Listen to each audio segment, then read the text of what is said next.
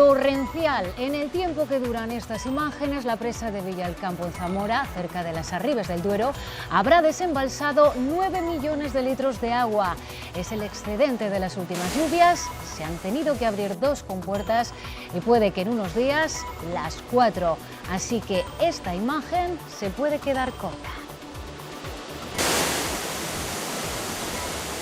Buenas noches. No hay riesgo para las poblaciones cercanas pese a la espectacularidad de lo que hemos visto. Y aprovechando el símil, se abre otra compuerta, la de la 11ª legislatura. Ya está constituido el Congreso. Mañana empieza la ronda de consultas con el Rey. Y está claro a estas alturas que algo ha cambiado. Hay más grupos, 10 protagonistas inesperados que hasta se han llevado un voto y diputados que llegan en bici o con banda como los de Compromís. Patxi López, presidente de este Congreso, lo adelantaba, no será una legislatura al uso. El diálogo y el entendimiento como los grandes valores políticos. Porque España es plural en lo ideológico y es diversa en la forma de entender las identidades, pero es ante todo un proyecto común. Y el Senado será más decisivo que nunca en esta nueva legislatura, tendrá peso y mucho para reformar la Constitución o suspender la autonomía en Cataluña. El leonés Luis Aznar ocupará la Secretaría Primera de la Mesa, es el único puesto destacado que consigue el PP regional dentro de esta Cámara. Excelentísimo señor don Juan Carlos. El promotor del Madrid Arena, Miguel Ángel Flores, reitera en la segunda sesión del juicio que no vendió más entradas de las que permitía el aforo, pero sus cuentas no han convencido a la Fiscalía, no le cuadran, más aún después de ver esto. Es un vídeo inédito, convertido hoy en protagonista del juicio. Escenas terroríficas en uno de los dormitorios, una multitud atrapada y los vigilantes de seguridad de amarillo tratando incansablemente de excarcelarles. En este pasillo murieron 3 jóvenes. La historia no las ha tratado con justicia, no con toda la que merecen. Son bellas y valiosas, así que mírenlas bien cuando se las vuelvan a encontrar. Las vidrieras de la Catedral de Burgos nada tienen que envidiar a las de León. Lo dice con esta rotundidad la profesora de Historia del Arte, que firma un estudio pionero sobre estos vitrales. Hay un rosetón que brilla especialmente. Y en León Capital hoy hemos visto la nieve, aunque por poco tiempo. Mañana vuelve la lluvia a toda Castilla y León, precipitaciones que de nuevo podrán ser abundantes. La nieve aparecerá en cotas altas al principio, pero irá bajando y se situará en los 1000 metros en la zona norte.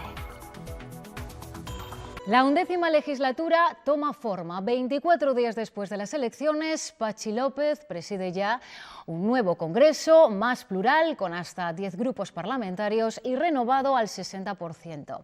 El socialista ha apelado al diálogo en su primera intervención, no en vano. Su elección es consecuencia del sí del PSOE y de Ciudadanos y de la abstención del Partido Popular.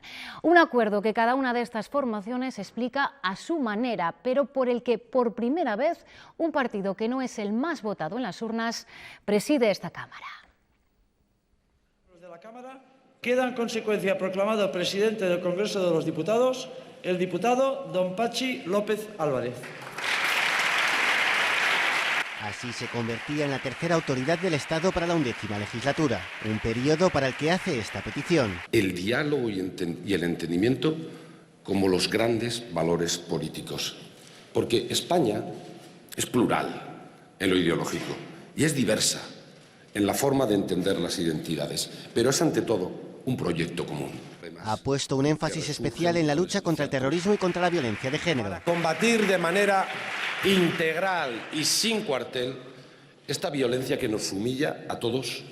Patxi López ha necesitado 2 votaciones en las que se ha impuesto la candidata de Podemos, Carolina Vescansa, con 130 diputados frente a 71, gracias al pacto entre PSOE y Ciudadanos por un lado y el de la formación de Albert Rivera y el PP por otro. López estará acompañado en la mesa por 3 diputadas populares, una socialista, 2 de Podemos y 2 de Ciudadanos. Es que todos hemos asumido antes del resultado el acatamiento a las normas, que es lo que nos hace partícipes y compañeros de la misma democracia.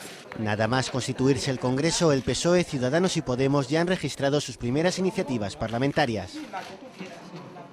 Y enfadado, muy enfadado de esta primera sesión constitutiva, sale Podemos. Su relación con el PSOE se tensa. Pablo Iglesias dice que con el acuerdo para presidir el Congreso, los socialistas traicionan a sus votantes.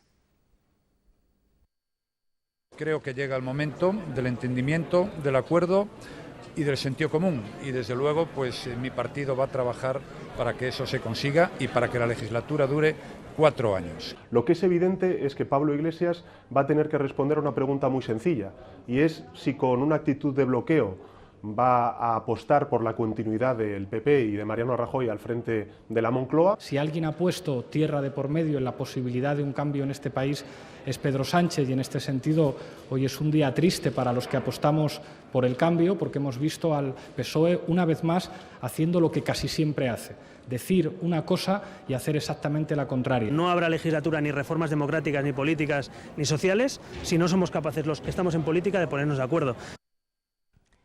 Poco se parece este Congreso al que se disolvió a finales de octubre. Cambian los actores, el elenco es mayor, pero sobre todo las formas, la escenografía.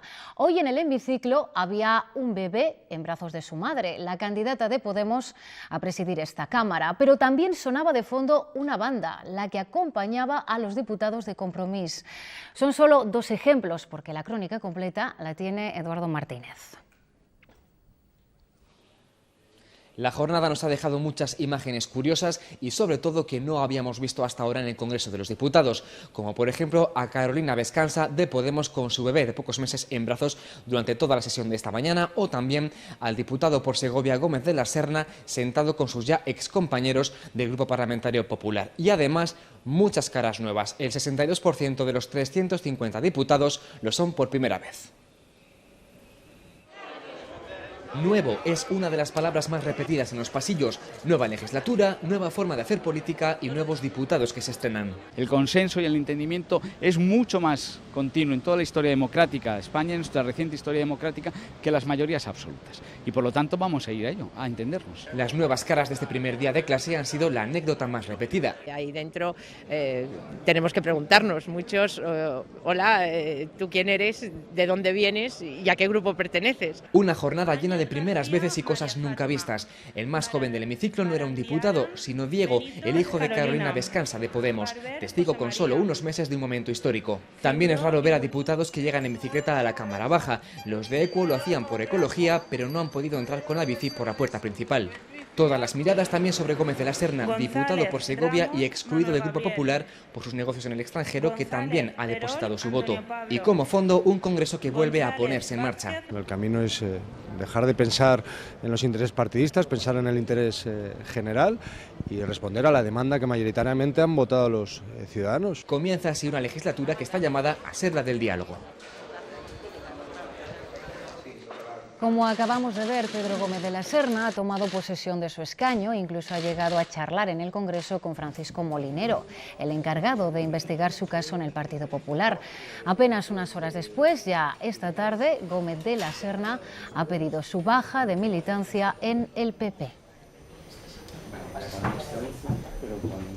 Al tiempo que en el Congreso, y con menos sobresaltos, porque aquí el Partido Popular conserva la mayoría absoluta, se ha constituido también el Senado. Lo vuelve a presidir Pío García Escudero y de la mesa se queda fuera Podemos. Esta Cámara tendrá su protagonismo en esta legislatura más de lo que hemos visto hasta ahora. Los populares podrán frenar los cambios constitucionales que decidan el resto de grupos en el Congreso o incluso aplicar el artículo 155 en Cataluña, si así lo solicita el Gobierno. En el Senado sí, la votación a la primera, porque el Partido Popular mantiene aquí su mayoría absoluta. Ha resultado elegido presidente del Senado el excelentísimo señor Pío García Escudero.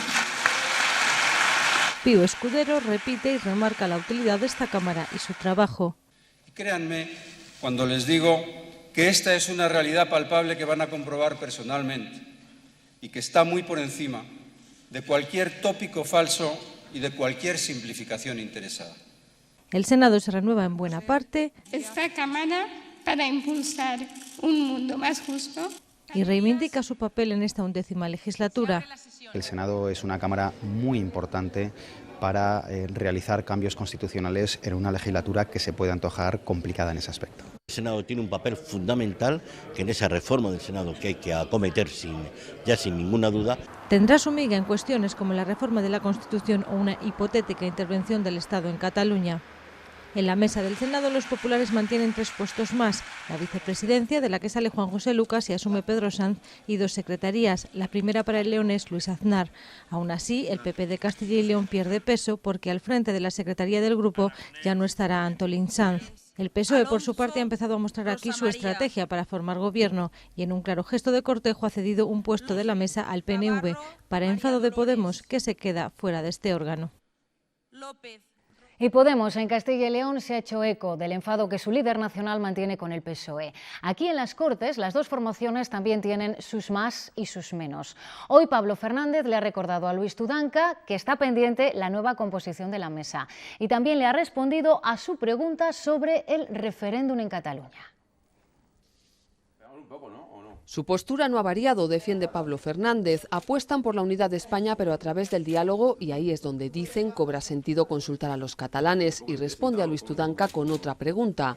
Si su política va a ser pactar con la nueva derecha, como están haciendo, o si va a apostar por políticas de izquierdas. Se refiere al pacto con Ciudadanos que ha llevado a Patxi López a presidir el Congreso. El enfrentamiento con el PSOE marcará los próximos meses la actividad parlamentaria. De hecho, está pendiente la nueva composición de la mesa de las Cortes. Yo espero que el Partido Socialista reflexione y que cumpla lo que firmó en su día.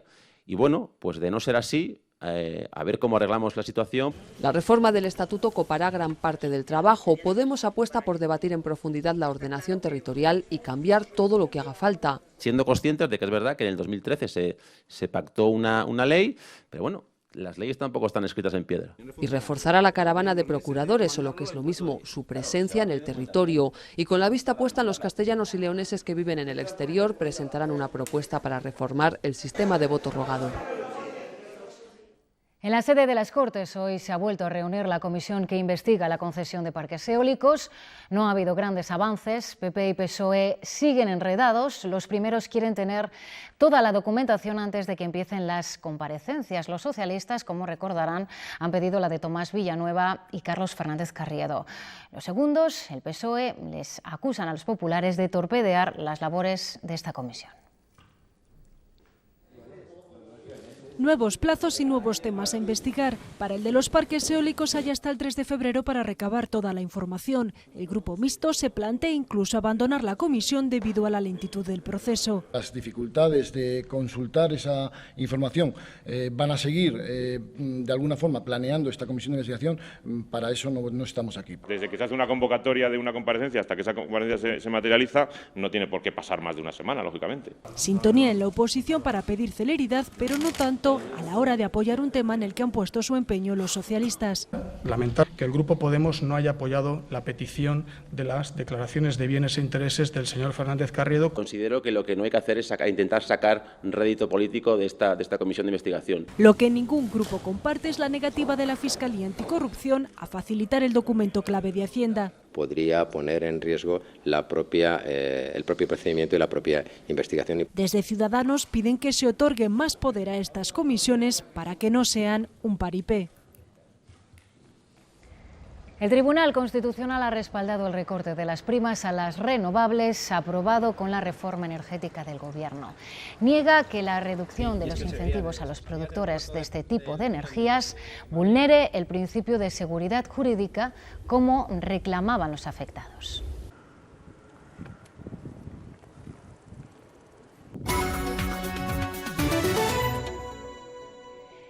Las que ven son imágenes de esta misma tarde, de hace apenas una hora. Así pasaba el río Pisuerga por Simancas, en la provincia de Valladolid, a escasos metros de unirse al río Duero. Las últimas lluvias nos dejan imágenes impactantes como estas.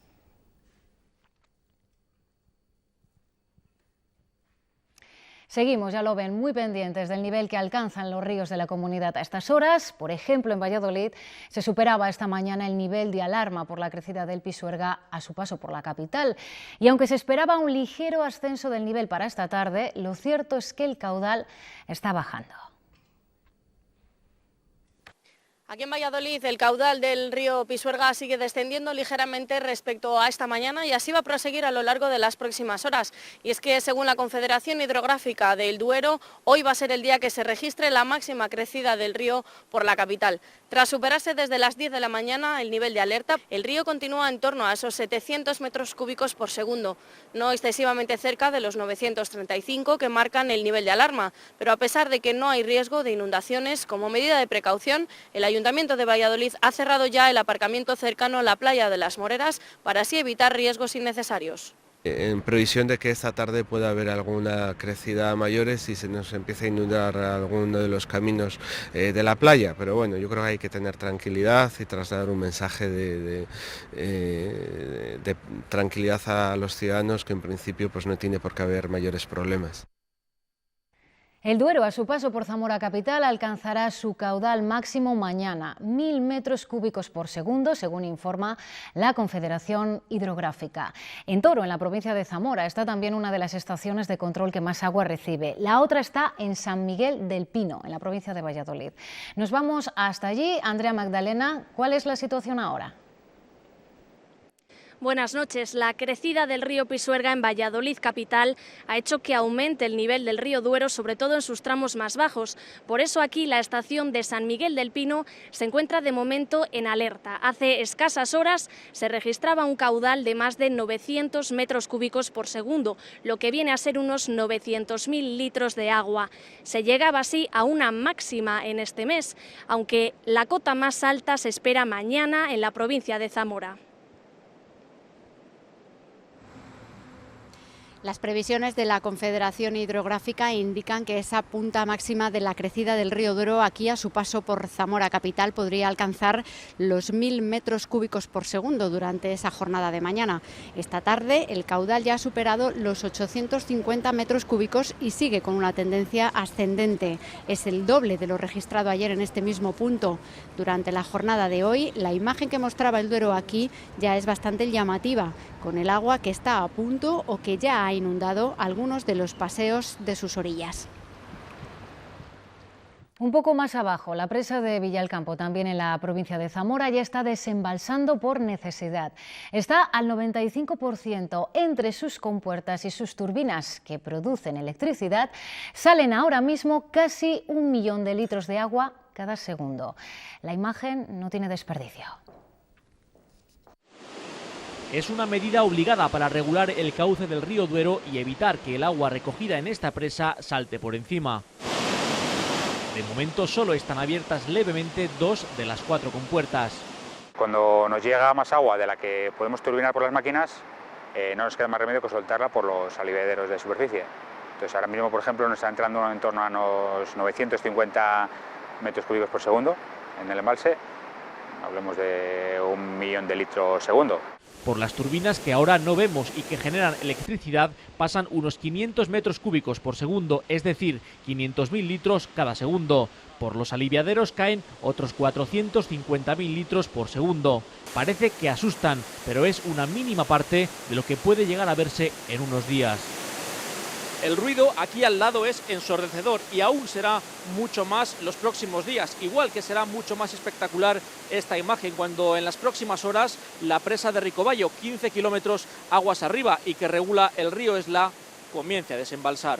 La entrada de los arribes del Duero ya luce ahora bastante más llena, pero no hay peligro para las poblaciones del sur, nos dicen. El agua discurrirá encajonada por los enormes desfiladeros en dirección a la vecina Portugal. Seguimos con nuestro recorrido por la comunidad. El río Cea en León ya ha vuelto a su cauce, aunque mantiene el nivel de alarma porque su caudal continúa siendo más abundante de lo habitual. El agua ya circula con normalidad. Los vecinos han vuelto a pedir que se limpie la maleza de los ríos para evitar nuevas crecidas.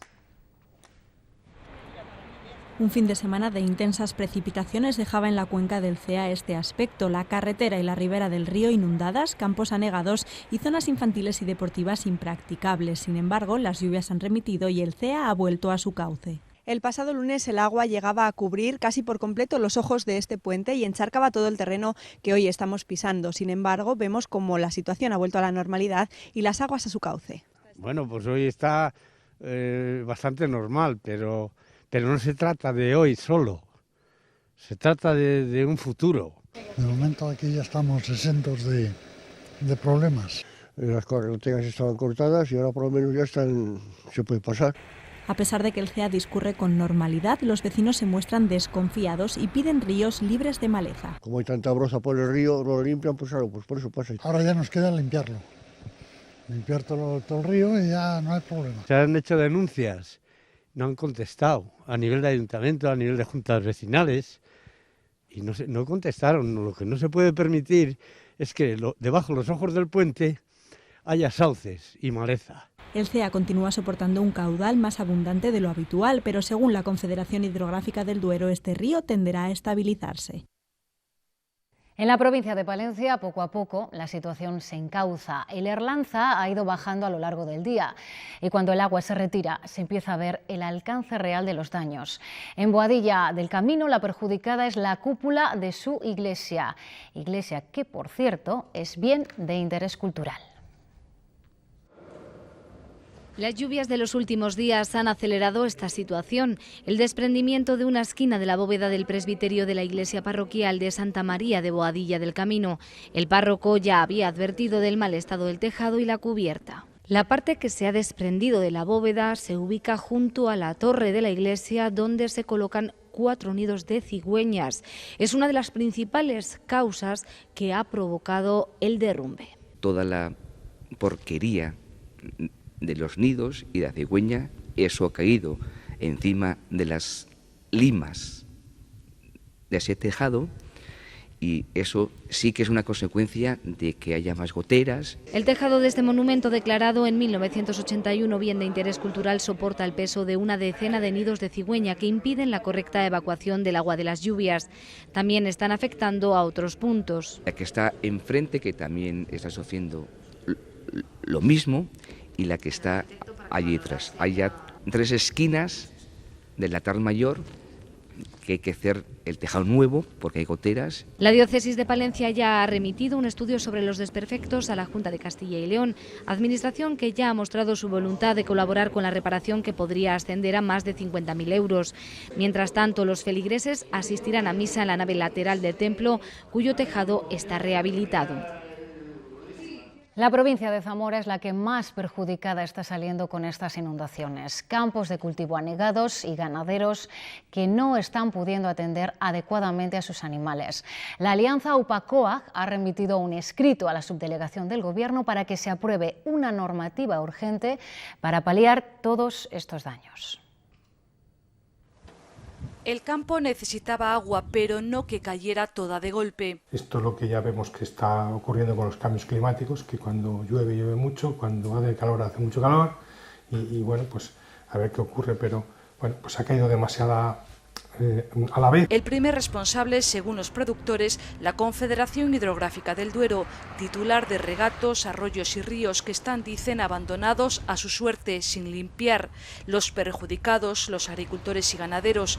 Ahora toca valorar los daños, entre lo que piden las organizaciones agrarias, ventajas fiscales para los afectados. Se ha pedido a su delegación que haga un informe para bueno, que haya posibilidad de exonerar del pago de un par de cupones de la Seguridad Social o de varios cupones de la Seguridad Social a los agricultores y los ganaderos afectados por estos daños en los cultivos. Y digo exonerar, no aplazar los pagos. Los agricultores y ganaderos que están saliendo peor parados en estas inundaciones, los de la provincia de Zamora, y todavía va a llover más.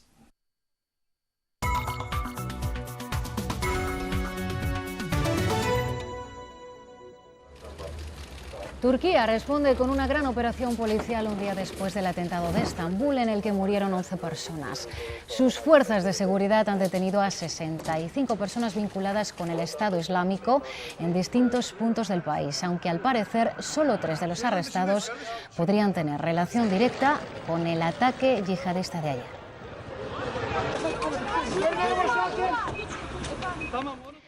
Pues si los terroristas buscan coartar nuestras rutinas, nuestra forma de vida, en buena parte, de alguna manera lo están consiguiendo. Desde hace meses vivimos rodeados de más medidas de seguridad que nunca y los expertos constatan que tenemos miedo, que 4 de cada 5 españoles rechazan viajar al extranjero por temor al terrorismo islámico. Es un dato de Coaching Club sobre el que queremos preguntar hoy a Adolfo Maté, que es presidente de la Asociación Empresarial de Agencias de Viajes de Castilla y León y que nos acompaña en plato. Buenas noches, señor Maté. Hola, buenas noches. ¿Es cierto este dato? ¿Han notado esos recelos a viajar al extranjero a raíz de estos atentados? Hombre, 4 de cada 5 es un 80%, pero vamos, desde luego es muy elevado, ¿no? Yo lo suscribiría sin ningún problema, claro que sí. Estamos hablando de Turquía, ha sido el atentado, el ataque más reciente, pero bueno, no hace tanto era París. No sé si en ese caso se notó especialmente el descenso de reservas o incluso cancelaciones. Sí, no, además lo de París quizá fue mucho más acusado, pero por otro motivo, porque igual que eso lo venimos viviendo desde hace varios años y había menos demanda hacia los países islámicos, París no, París tenía mucha demanda y tenía mucha demanda también en Navidades, que esto fue justo antes. O sea, te puedo dar un dato de solo en la provincia de Valladolid, al día siguiente del atentado, nos consta a través de la asociación que se cayeron 5 grupos. 5 grupos que podían afectar, pues eso, del orden de las 100 personas. Cuenta otros tantos en individuales y eso, respecto a la producción que tenemos, es muy alto. Y quienes siguen manteniendo su interés por viajar a estos destinos antes muy demandados, ¿tienen que tomar o adoptar alguna medida especial o tener alguna cautela? Hombre, a ver, lo fundamental, sobre todo, es estar muy pendiente de la web del Ministerio de Asuntos Exteriores, que da los datos prácticamente en tiempo real y además emite una serie de recomendaciones que son útiles. Quizá lo que yo te podría decir, efectivamente, aparte de la prudencia normal cuando estás en una situación de estas, ese dato es interesante desde el rigor técnico de una agencia de viajes. ¿Por qué? Porque al final eso marca que, por ejemplo, tú sabes que cuando haces esos viajes, pues suscribes también un seguro de viaje.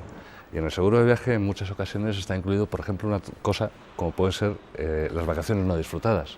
Si en la web del Ministerio de Asuntos Exteriores no recomiendan el viaje, la compañía de seguros te lo va a rechazar. Entonces son pequeñas causas que también tienen consecuencias a la hora de tomar esas decisiones. Y luego ya en destino, pues bueno, pues ya te digo, comportarte con un poco de inteligencia emocional. De cuando es verdad que un atentado es imposible de tener previsto, pero sí hay veces que estar pendiente de qué es lo que puede pasar o ser prudente en general. Y ese miedo a viajar al extranjero por parte de turistas que salen de España, ¿cómo puede afectar al sector en nuestro país? ¿Pueden aumentar los viajes o los destinos dentro de España? Hombre, tienes las dos vertientes. A ver, llevamos 3 años seguidos de crecimiento de turistas en España. O sea, lo que a nosotros nos produce rechazo a salir nos está favoreciendo en el receptivo. O sea, el año pasado vinieron 60 millones de turistas a España, que no habíamos tenido esa cifra nunca. En Castilla y León volvimos a mejorar la cifra de turismo receptivo. Entonces, eso tiene las dos vertientes, de extranjeros que vienen aquí, fundamentalmente a costas, pero de españoles que se mueven también dentro de nuestro país. O sea, los extranjeros tampoco tienen miedo a venir a España. No, absolutamente. Todo lo contrario. Perdón, todo lo contrario te diría. Muchísimas gracias, señor Maté, por habernos hecho este análisis, esta noticia. Gracias. El principal acusado de la tragedia del Madrid Arena, seguimos adelante, Miguel Ángel Flores, niega que excediera el aforo permitido. No vendió más entradas de las permitidas, aunque en el recinto había más del doble de personas. La segunda sesión del juicio comenzaba con un vídeo inédito de la avalancha. Llegaba directo sin pararse ante los medios. Quien sí lo hacía era su abogado. Va a hacer una descripción muy detallada de de lo que él cree, vamos, de lo que él entiende cómo fueron todos los hechos. Los abogados de las víctimas le siguen recriminando ese exceso de aforo intencionado. Encargó 17.500 a la imprenta Pedraza, es decir, un número ya muy superior a lo que tenía permitido como aforo. Miguel Ángel Flores ha insistido en que el recinto no tiene licencia y además no cuenta con el documento donde aparecía el aforo máximo. Echa las culpas de nuevo al Ayuntamiento de Madrid y asegura que hubo un control de las entradas vendidas. Claro, hay un control de las que se han vendido. Pero hay un registro de... Hay un registro de todo. La Fiscalía le ha respondido. No salen las cuentas, ha reconocido ahora 5.650 más 5.578 de Internet. Yo sé que eran 9.650 las que tenía vendidas antes del evento. Las que le he dicho de ahora mismo, no tengo aquí varias notas y no las tengo bien. En la sala, los acusados y algunos familiares de las víctimas han visto este vídeo inédito. En él se ve cómo tiran literalmente de la gente para sacarles de ese tapón humano que acabó con 5 vidas. La Policía Nacional vela por nuestra seguridad los 365 días del año, pero hoy se ha tomado un breve respiro para celebrar su cumpleaños. Lo ha hecho en un acto central celebrado en Valladolid, que también ha tenido su réplica en otros puntos de la comunidad. La Policía Nacional cumple hoy 192 años y lo celebra en este céntrico Teatro de Zorrilla de Valladolid. Es el segundo año que se hace este tipo de acto público en el que, además de conmemorar la efeméride, se aprovecha para entregar distinciones. 36 policías jubilados han recibido un diploma y otros 26 agentes han sido condecorados por los servicios prestados. El acto ha estado presidido por la delegada del Gobierno, que ha querido destacar la importante labor que han realizado en la comunidad.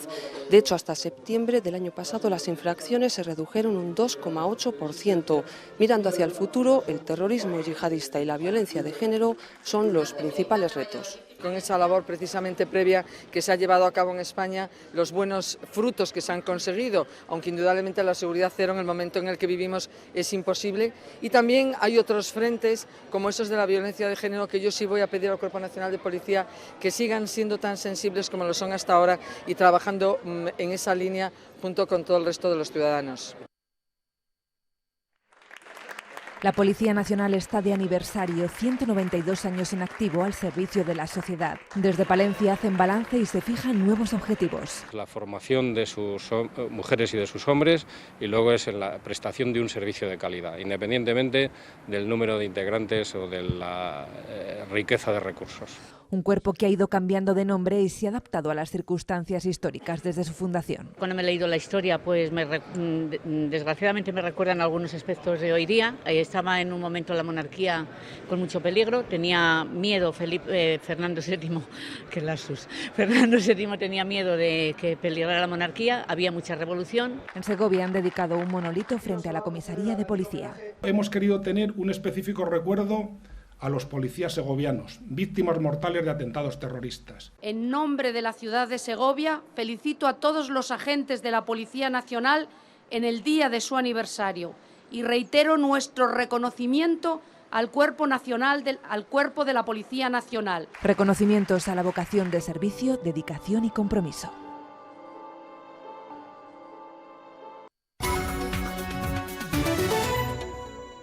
Que nadie se dé por ofendido, pero oficialmente son 44 los pueblos más bonitos de España. Los últimos en incorporarse a esta lista de beldades son Peñalba, Sepúlveda y Ciudad Rodrigo. La localidad salmantina espera que esta distinción se convierta en un gran reclamo turístico. En Ciudad Rodrigo desde siempre se ha respirado historia, belleza y patrimonio. La localidad salmantina cuenta con uno de los recintos amurallados mejor conservados de entre los siglos XV al XVIII. El esfuerzo de preservación de sus monumentos y sus calles le ha servido ahora, además, para incorporarse al selecto club de los pueblos más bonitos de España. Solo hay 44 localidades que han conseguido este sello de calidad, apenas el 20% de las que lo han solicitado, toda una tarjeta de promoción. Para Ciudad Rodrigo una identificación positiva y por supuesto lo promocionaremos a tope. Intur será la puesta de largo de esta nueva distinción. El mensaje hacia el visitante, no quedarse solo con los monumentos más importantes, sino vagar por sus rincones.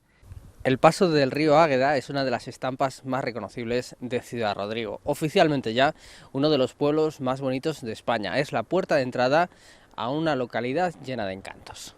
Lo primero que vas a ver van a ser las murallas, el castillo, la catedral, pero yo no recomiendo que se queden solo en eso, sino que se pierdan por las calles, que conozcan los rincones, que hay 1000 palacios, hay 1000 casas. Ciudad Rodrigo suma un atractivo turístico más a sus muchos méritos, gozando de una distinción con la que ya contaban en Salamanca también Candelario, Mogarraz y La Alberca.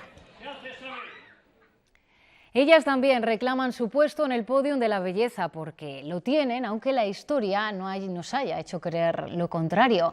Las vidrieras de la Catedral de Burgos son muy valiosas. Se ha encargado de demostrarlo un estudio que verá la luz muy pronto y que destaca sobre todo uno de los rosetones del templo burgalés. En la memoria común quedó que la destrucción de las tropas napoleónicas se había llevado la riqueza de los vidrios de la catedral burgalesa. Gracias a un estudio pionero sabemos que, lejos de ser cierto, Burgos puede presumir de su importancia frente a la fama merecida de otras catedrales. León, desde luego, hizo toda una singularidad en la cantidad de superficie que cubrió con vidrieras. Sin embargo, la catedral de Burgos conserva actualmente mayor proporción de vidriera histórica. Es uno de los datos que revela este estudio pionero, realizado los 19 ciclos o series que se conservan en el templo. 3 años de trabajo en el que cada pieza cuenta una historia. La parte artística, la parte expresiva, la iconografía. Después también se observan datos específicos de la organización del taller. Entre los descubrimientos destaca el color rojo del rosetón más antiguo, el que ilumina la puerta del Sarmental, un color único cuya composición se desconoce. La composición de esos vidrios hasta el momento no se conocía y tampoco se han encontrado parangón, no se han encontrado ejemplos en otras vidrieras. Un estudio fascinante que verá la luz en primavera y que abre la puerta a una visión del templo burgalés, desconocida hasta ahora. El teatro lo ha demostrado en más de una ocasión, puede ser una caja de resonancia, un altavoz de temas, también de contenido social. Lo vemos estos días en el Festival Escena Abierta de Burgos.